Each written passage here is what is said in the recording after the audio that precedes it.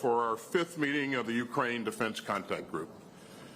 Thank you all for being here today, and let me especially thank my friends and colleagues, Ukrainian Minister of Defense, Oleksiy Reznikov, and Deputy Chief of Defense, Lieutenant General Moishuk. Ukrainian armed forces have inspired the world with their determination to defend their democracy.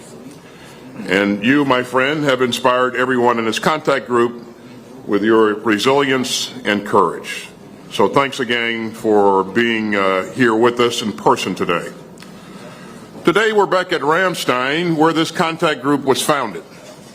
And we're here to renew our commitment and intensify our momentum to support the brave defenders of Ukraine for the long term. Now, our group first came together 4 months ago at a turning point in Russia's reckless and ruthless war of choice against Ukraine. Back then, Russia had lost its battle to take Kyiv, to conquer a peaceful neighbor, and to overthrow the democratically elected government of Ukraine. And during that initial phase of the war, we joined with nations of goodwill from around the world.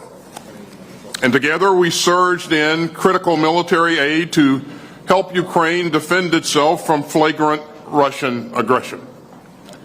In late April, Russia shifted to massive artillery strikes against sovereign Ukraine territory in the Donbass. And this contact group responded swiftly to the changing character of Russia's war of choice. To help Ukraine defend its territory, we've committed unprecedented security assistance.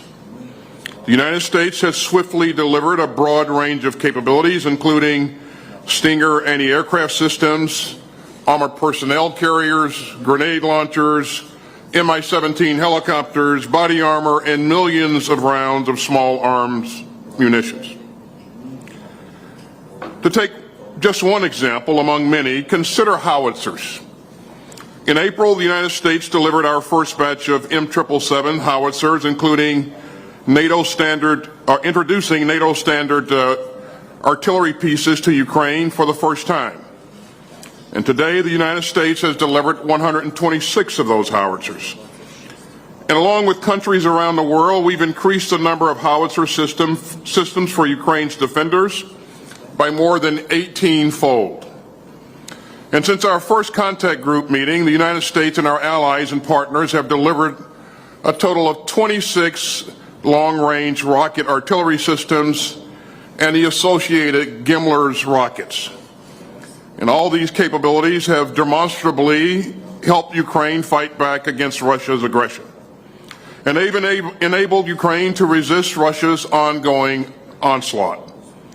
So we've come a long way by working together. And today, 4 months after our initial contact group meeting, the war is at another key moment. Russian forces continue to cruelly bombard Ukrainian cities and civilians with missiles and artillery fire. But Ukrainian forces have begun their counteroffensive in the south of their country.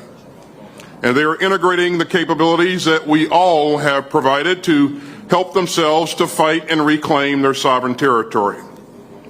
So it's fitting that we're meeting back here at Ramstein. We established this contact group as the free world was racing to meet Ukraine's most urgent requirements. But today, this contact group needs to position itself to sustain Ukraine's brave defenders for the long haul. And that means a continued and determined flow of capability now. It means moving urgently to innovate and to push all of our defense industrial bases to provide Ukraine with the tools that it will need for the hard road ahead. And it means renewing and deepening our resolve to stand by Ukraine with support and strength that doesn't hinge on any one particular battle. We're here because we refuse to live in a world where big powers trample borders by force. Our support for Ukraine's bedrock right to defend itself doesn't waver based on any given clash. And ladies and gentlemen, the face of the war is changing. and so is the mission of this contact group. We will work together to train Ukraine's forces for the long haul.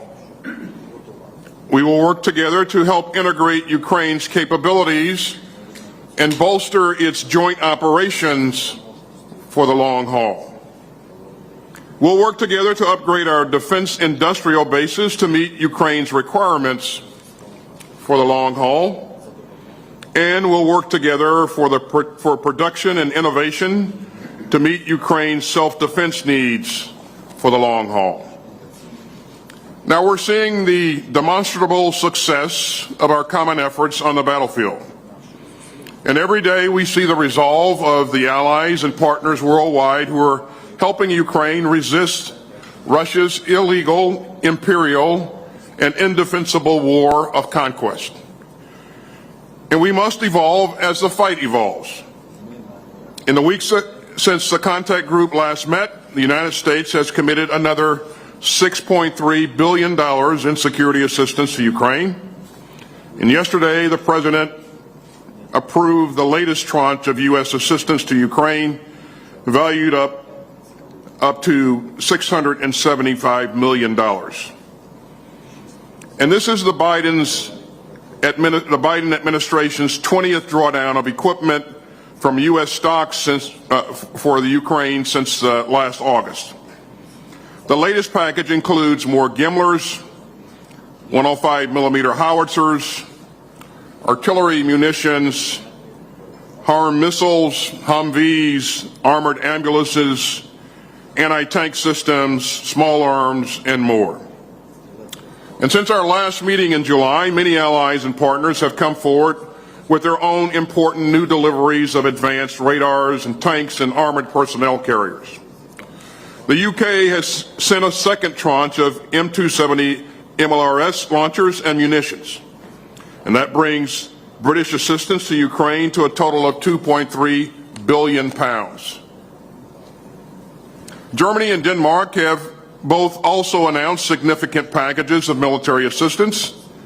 And let me especially thank Minister Lambrecht for Germany's recent commitment to boosting Ukraine's air defenses. I'd also like to thank Poland for serving as a linchpin of our efforts to support the Ukrainians and for its generous donations of military equipment. Earlier this summer, for example, Poland transferred 3 battalions of 155mm self-propelled howitzers to Ukraine.